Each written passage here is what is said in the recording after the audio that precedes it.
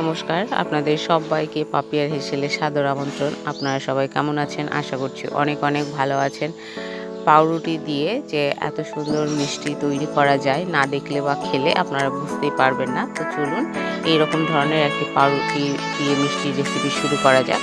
প্রথমে এখানে আমি একটি ছোট প্যাকেটের পাউরুটি নিয়ে নিয়েছি। আমি সমস্ত পাউরুটিগুলোই নিয়ে নেব। এবার পাউরুটিগুলোর যে সাইডে কালো অংশগুলো রয়েছে সেগুলোকে আপনারা চাইলে ফেলে দিতে পারেন, তবে আমি এগুলোকেও ব্যবহার করব, সেজন্য আমি এই অংশগুলোকেও নিয়ে নিচ্ছি। নিয়ে আমি সমস্ত পাউরুটিগুলোকে ঝুড়ো করে নেব। আপনারা চাইলে মিক্সার গ্রাইন্ডারে এটাও ঝুড়ো করে নিতে পারেন বা হাত দিয়েও করে নিতে পারেন। আমি এখানে হাত দিয়ে পাউরুটিগুলোকে ঝুড়ো ঝুড়ো করে নিচ্ছি। সমস্ত পাউরুটিগুলোকে এরকম করে ঝুড়ো ঝুড়ো করে নেব। করে নেবার পরে আমি এখানে অল্প অল্প করে দুধ দেব, দিয়ে এগুলোকে মেখে নেব। একবারে দুধ দিলে পাউরুটিটা যেহেতু স্পঞ্জি, সেহেতু এটা নরম হয়ে যাবে, সেহেতু অল্প অল্প করে দুধ দিয়ে এটাকে মেখে নিতে হবে আর মাখতে হবে বেশ শক্ত করে। আজকের এই রেসিপিটি আপনাদের কেমন লাগলো অবশ্যই কমেন্টের মাধ্যমে জানাবেন, লাইক করবেন, শেয়ার করবেন বন্ধুবান্ধব আত্মীয়দের মাঝে, আর সাবস্ক্রাইব করে অবশ্যই আমার পাশে থাকবেন। এই যে দেখুন, অল্প অল্প করে দুধ দিয়ে আমি এটাকে মেখে নিলাম। এই যেরকম শক্ত ভাব হয়ে গেছে। এবার এগুলোর মধ্যে হাতে যেন না লেগে যায়, তার জন্য আমি 1 টিস্পুন ঘি এখানে এর সঙ্গে মিশিয়ে নেব।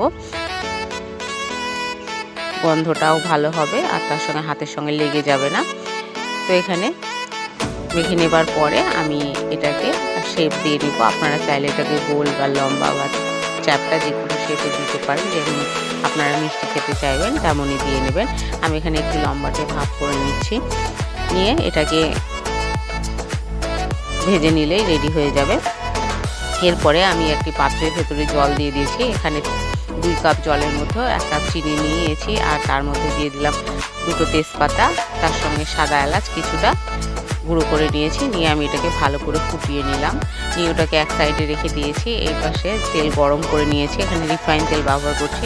গরম করা হয়ে গেলে তেলগুলোর মধ্যে আমি এক এক করে মিষ্টিগুলোকে ছেড়ে দিয়ে কন্টিনিউ নাড়াচাড়া করে এগুলোকে ভেজে নিতে হবে। লালচে বাদামি কালার হয়ে আসলে আপনারা বুঝে যাবেন যে মিষ্টিগুলো আপনাদের ভাজা হয়ে গেছে। আর অবশ্যই গ্যাসের ফ্লেমটা লোয়ে রাখবেন, রেখে এটা ভেজে নেবেন।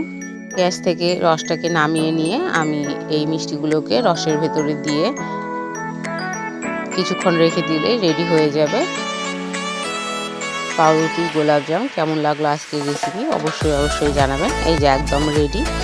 এরকম করে মোটামুটি 6 থেকে 7 ঘন্টা রেখে দিলে ভেতরে রস ঢুকে যাবে আর মিষ্টিও রেডি হয়ে যাবে। আমার সম্পূর্ণ ভিডিও দেখবার জন্য আপনাদেরকে অসংখ্য ধন্যবাদ।